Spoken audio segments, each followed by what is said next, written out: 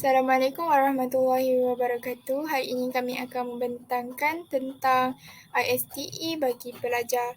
Nama saya Nur Hidayah binti Zakaria dan saya daripada kelas TESA 4. Assalamualaikum saya Naafira binti warahmatullahi Muhammad Nasir wabarakatuh. daripada Hari kelas ini kami TESA akan 4. membentangkan ISTE yang pertama ialah Empowered Learners. Dalam Empowered Learners, pelajar memanfaatkan teknologi dengan terlibat secara aktif, memilih, mencapai dan menunjukkan kecekapan dalam matlamat pembelajaran mereka serta dalam pembelajaran sains. Dalam Empowered Learners terdapat 4 huraian. Yang pertama, pelajar menyatakan dan menetapkan matlamat pembelajaran kendiri, membangunkan strategi dengan memanfaatkan teknologi bagi mencapai matlamat dan membuat refleksi tentang proses pembelajaran itu sendiri untuk meningkatkan hasil pembelajaran. Sebagai contoh, guru memberi peluang kepada pelajar untuk menetapkan matlamat mereka ketika menyiapkan tugasan. Huraian yang kedua ialah pelajar membina rangkaian kenalan dan menyesuaikan diri dengan persekitaran pembelajaran mereka dengan cara yang mampu menyokong proses pembelajaran. Contohnya, pelajar berada dalam 6 kumpulan dan guru memberi mereka senarai tugasan.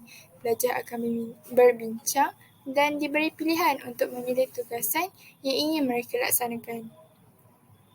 Huraian yang ketiga ialah pelajar menggunakan teknologi untuk mendapatkan maklum balas yang mampu memberi dan menambah baik tugasan mereka dan untuk menunjukkan pembelajaran mereka dalam pelbagai cara. Contohnya, pelajar menyiapkan tugasan mereka dengan menggunakan aplikasi games yang telah disediakan oleh guru. Dan huraian yang keempat dalam Empowered Learners ialah pelajar memahami konsep asas operasi teknologi, menunjukkan keupayaan untuk memilih, menggunakan dan menyelesaikan masalah teknologi semasa dan dapat memindahkan pengetahuan mereka untuk meneroka teknologi baru.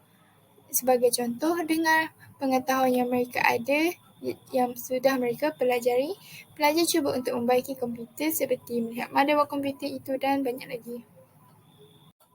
Standard ISTE yang kedua ialah Digital Citizens. Dalam Digital Citizens, pelajar mengiktiraf hak, tanggungjawab dan peluang untuk hidup, belajar dan bekerja dalam dunia digital yang saling berkaitan dan mereka bertindak serta dengan cara yang selamat, sah dan beretika. Huraian yang pertama ialah pelajar memupuk dan mengurus identiti serta reputasi digital mereka dan sedar akan keagian tindakan mereka dalam dunia digital. Contohnya, pelajar membuat lingkaran bulatan bagi membincangkan perasaan dan tingkah laku mereka bagi menggalakkan tanggungjawab digital dalam diri mereka.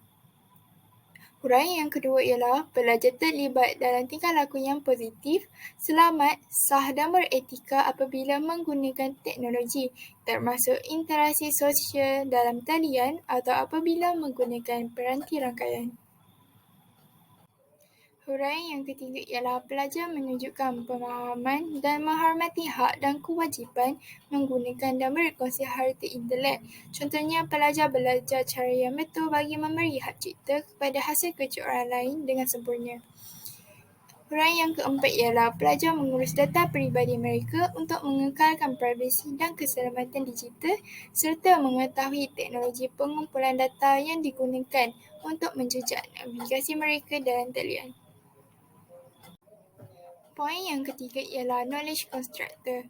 Dalam knowledge constructor, pelajar menyusun secara kritis berbagai sumber menggunakan alat digital untuk membina pengetahuan, menghasilkan produk kreatif dan membuat pengalaman pembelajaran yang bermakna untuk diri mereka sendiri dan orang lain.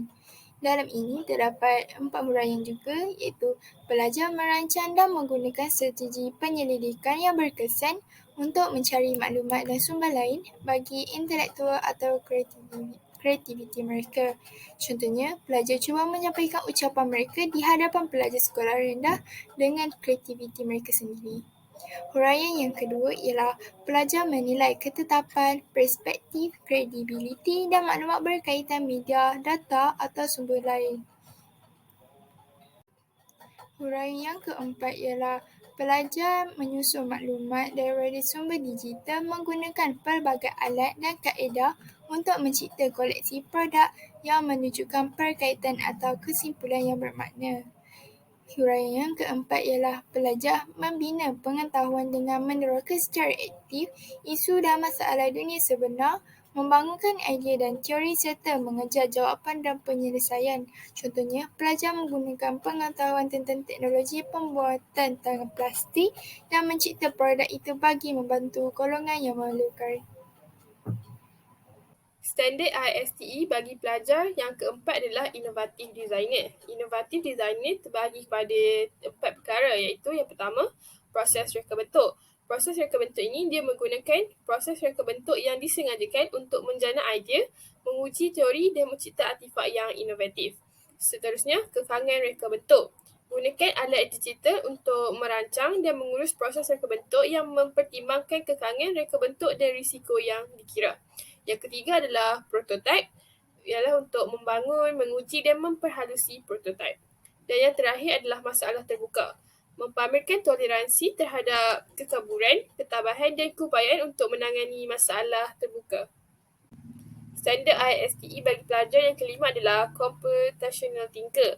Computational thinker ini terbahagi kepada 4 juga, iaitu definisi masalah, set data, ekstrak maklumat penting dan pemikiran algoritma.